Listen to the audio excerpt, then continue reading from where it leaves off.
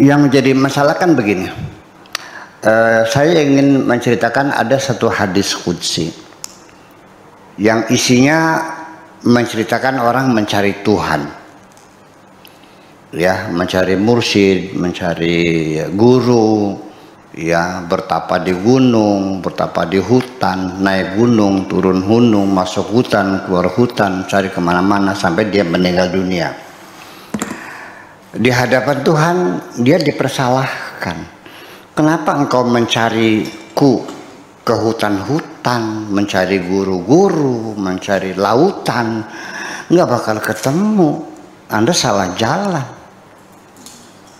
Lalu dalam hadis qudsi dikatakan, andaikan engkau di dunia itu menyambangi tetanggamu yang sedang merintih kesakitan, kau bantu dia dengan obat-obatan, sejak dulu engkau sudah bisa bertemu dengan aku.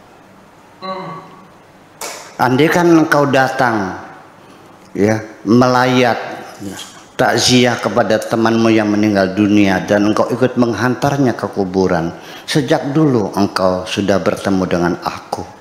Selama ini engkau mencari aku, salah jalan. Jadi di sini artinya bahwa ternyata ibadah sosial itu lebih mulus mengantarkan diri kepada Tuhan daripada ibadah-ibadah seremoni. Berzikir, berpuasa, ya kan begitu, jelas akan menyentuh kemanusiaan kita. Karena aku ada di samping orang yang sakit itu. Ketika engkau datang mengunjungi orang yang sakit, engkau sudah sejak dulu ketemu dengan aku, karena aku di samping orang yang sakit. Ketika engkau menghantarkan orang yang mati, aku bersama dengan orang yang mati itu. Jadi artinya bahwa kebaikan-kebaikan yang kita lakukan di dunia kepada sesama itu lebih menjamin akan keberhasilan kita menemukan Tuhan kita. Nah, tetapi ternyata dalam sejarah peradaban Islam sendiri itu ternyata yang dibesar-besarkan itu seremoni, ibadah-ibadah seremonial yang dibesar-besarkan itu, bukan ibadah sosialnya. Itu salah satunya. Kemudian ada yang menarik sekali. Tadi tidak salah dan betul 100% bahwa dengan kita introspeksi ke dalam diri kita sendiri, dari mana asal muasal kita, kemudian kita sedang apa, harus apa yang kita kerjakan, lalu kita mau kemana. Ini adalah 3 pertanyaan. Apabila seseorang bisa menjawab dengan benar, engkau dari mana dan sekarang engkau sedang apa dan engkau akan kemana, berarti engkau sudah mengenal Tuhanmu. Sama juga. Ya, artinya bahwa kalau kita tahu dari mana, sedang apa, mau kemana bisa terjawab, berarti selesai, kamu udah tahu. Ini kan yang terjadi kan ada orang lewat, mau kemana mas? Nggak tahu. Lu sedang apa? Nggak tahu. Lu mau kemana? Nggak tahu. Orang gila namanya. Nah, lalu peristiwa sadar diri semacam itu saya ceritakan dalam satu peristiwa. Seseorang ketabrak mobil, dia pedagang warung kecil lah, ya, mau belanja.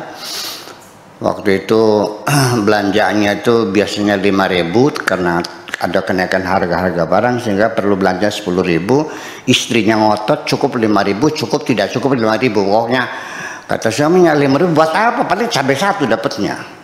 Kan gitu. Dalam pertengkarannya itu akhirnya berebut uang 10.000 sampai sobek. Akhirnya istrinya ngalah, uang nih dikasihkan, ditambal dulu.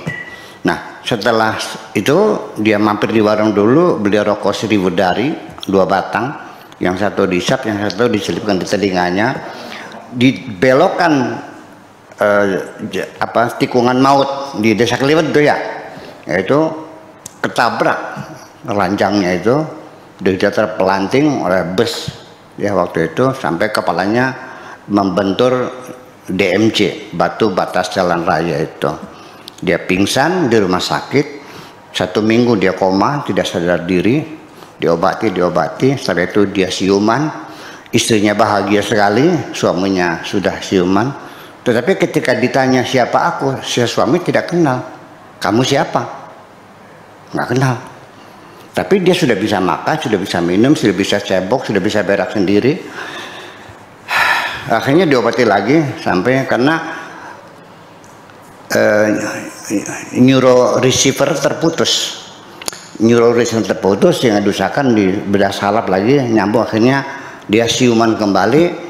Akhirnya dia mengaku bahwa, oh kamu istri saya. Iya, alhamdulillah. Kayak apa bahagia seorang istri, suaminya tersadar dari pingsan selama 15 hari itu, kenal dirinya. Tapi ketika ditanya ini di mana, nggak tahu. Dikasih ini rumah sakit. Apa sebabnya nggak dari sini? Dia ingat juga. Diceritakan belum ingat juga. Diobati lagi, disempurnakan lagi. Sampai akhirnya dia bisa bercerita bahwa dia itu ingat bertengkar, berebut uang, beli rokok, gudang Sriwedari.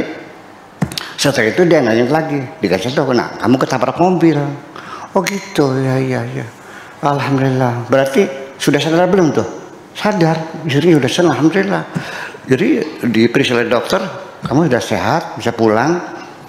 Ya, sudah kenal istri, sudah bisa mengingat peristiwa yang lama. Lalu akhirnya kata dokter, ya udah boleh pulang, semua biaya sudah ditanggung oleh perusahaan. Dan ini pulang silakan diantar dengan dengan ambulan. Begitu disuruh pulang oleh dokter, ini orang nggak mau pulang. Mau di sini aja. Kenapa mau di sini aja? Enak di sini mah, ranjangnya putih, spraynya putih, lantainya putih, pintunya putih, jendelanya putih, pelayannya putih semua. Enak di sini, nggak mau pulang. Sudah sadar belum? Belum sadar kan? Berarti orang kalau belum rindu ingin pulang, berarti belum sadar. Saya mau nanya, Anda rindu mau pulang nggak? Kalau begitu Anda belum sadar. Nah itulah, jadi kedalaman daripada kerinduan kita ingin pulang itu juga menjadi satu standar bahwa dia sudah tersadar diri. Hasil dari introspeksi yang sangat panjang tadi, di penghujungnya kita merindukan kapan pulang. Kalau kita masih betah dalam dunia, tidak mau pulang, berarti kita masih belum sempurna kesadaran kita. Saya kira seperti itu. Jadi dari mana, sedang apa, dan ketika mau kemana, di ujungnya kita akan pulang kepada Tuhan kita. Itulah terima kasih. Jadi tidak ada beda dengan apa yang dikatakan oleh Ibu Sri Utami tadi. Terima kasih.